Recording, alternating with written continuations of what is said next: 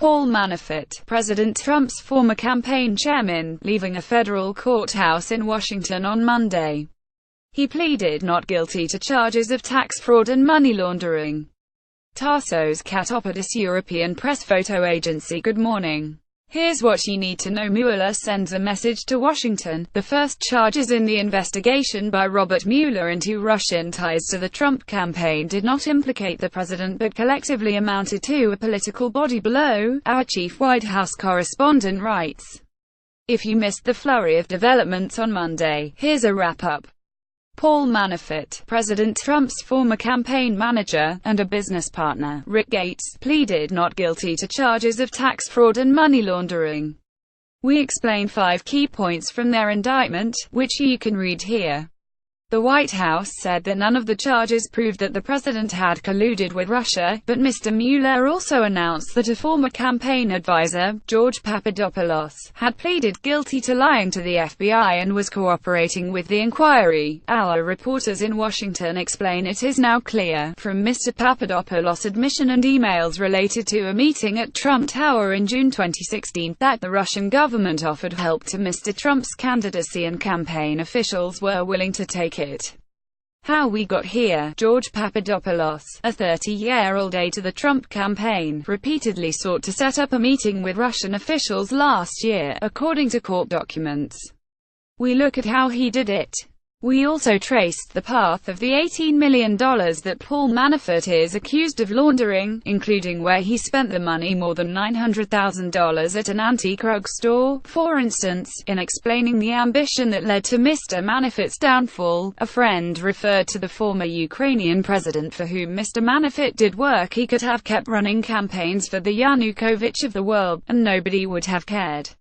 But he took on the Trump campaign because he believed that the country was going down the wrong path, and he wanted to make a difference. Weinstein accusations stretch back further. Previously undisclosed complaints of UAL harassment by Harvey Weinstein expand the time frame of his alleged wrongdoing to the 1970s.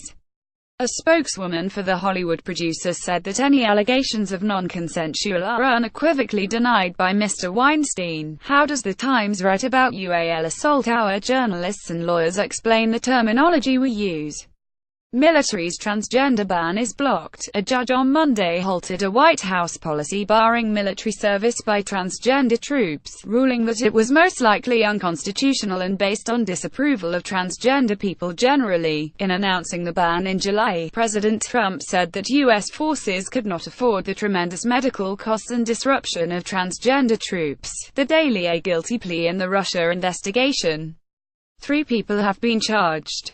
George Papadopoulos may be the one to tell the most meaningful story. Listen on a computer, an iOS device or an Android device. President Uhuru Kenyatta was declared the winner of Kenya's presidential election on Monday, for the second time this year. The Supreme Court nullified the results of the first vote, in August, citing irregularities. Yasuyoshi Chiba Agence France Press, Getty Images. Business. President Trump is expected to nominate Jerome Powell as chairman of the Federal Reserve, according to 2 people familiar with the plans. Mr. Powell, a Fed governor whom one White House official described as a safe choice, would replace Janet Yellen next year. 126 million Facebook users were exposed to inflammatory posts by Russian agents, a detailed disclosure about the scope of Moscow's influence on U.S. social media before the presidential election shows. We talked to 9 experts about how to improve the social media giant. Representatives from Facebook, Google and Twitter are to testify in Congress beginning today. The next season of House of Cards will be the last, Netflix said on Monday, a day after the show's star, Kevin Spacey, was accused of making a UAL advance on a 14-year-old boy in the 1980s. A spokeswoman said the decision to end the show was made months ago. U.S. stocks were down on Monday. Here's a snapshot of global markets.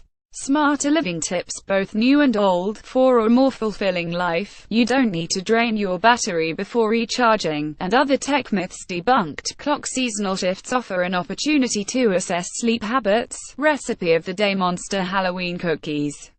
Noteworthy: a piece of New York history.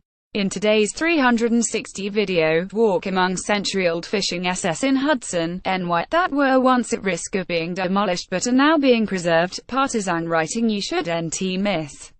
Writers from across the political spectrum discussed the developments in the Russia investigation on Monday, in memoriam.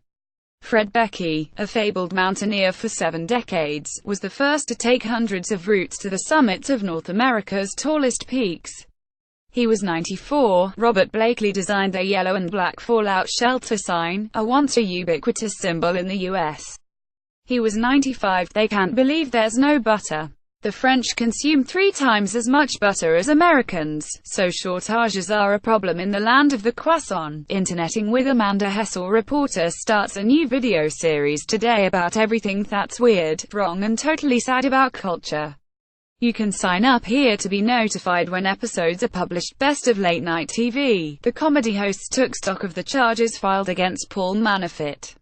He's one eye patch away from being a Bond villain, Trevor Noah said. Quotation of the day: the lack of an ability to compromise led to the Civil War. John Kelly, the White House Chief of Staff, in an interview on Fox News. Backstory: began Halloween with a ghost story. Stingy Jack invited the devil for a drink. These smiling faces have a spooky history.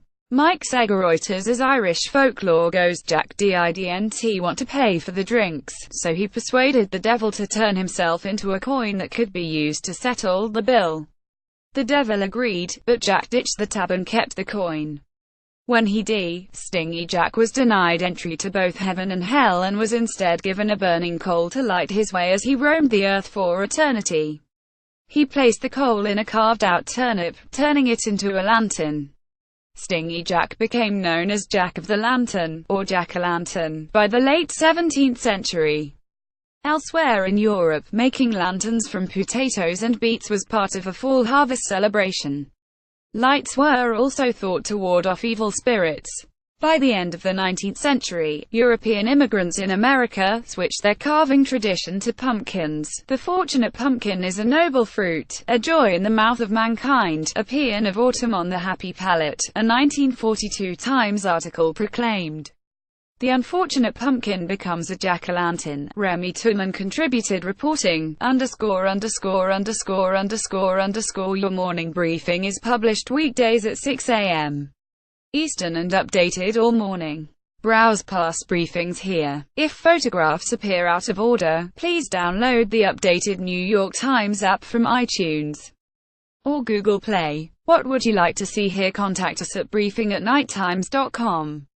You can get the briefing delivered to your inbox Sunday through Friday. We have 4 global editions, timed for the Americas, Europe, Asia and Australia. Check out our range of free newsletters here.